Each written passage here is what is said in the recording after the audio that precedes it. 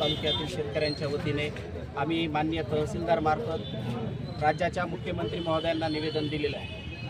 तसं तर राज्याच्या मुख्यमंत्री महोदयांना माहिती आहे की परभणी जिल्हा संपूर्ण राज्यामध्ये अतिवृष्टी ढगफुटी सदृश्य पाऊस झालेला आहे। त्याच्यामध्ये शेतकऱ्याचं आतोनात नुकसान झालेलं आहे। अशामध्ये अपेक्षित होतं की पंचनामे व्हावेत आणि राज्य सरकारने दखल घेऊन मदत जाहीर करावी, परंतु राज्य सरकार झोपेचं सोंग घेत आहे की काय असा प्रश्न या ठिकाणी आम्हाला शेतकऱ्यांना या ठिकाणी पडलेला आहे। म्हणून आम्ही 2-3 दिवसापासून वाट बघत होतो राज्य सरकार मदत जाहीर करतं की काय। मदत जाहीर न केल्याने आम्ही आज या ठिकाणी निवेदन दिलेलं आहे।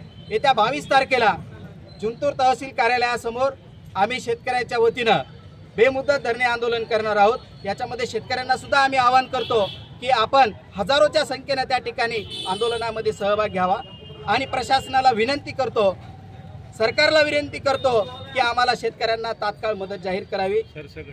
सरसकट त्या ठिकाणी असलेल्या शेतकऱ्यांना मदत जाहीर व्हावी एवढी एक विनंती करून या ठिकाणी थांबतो।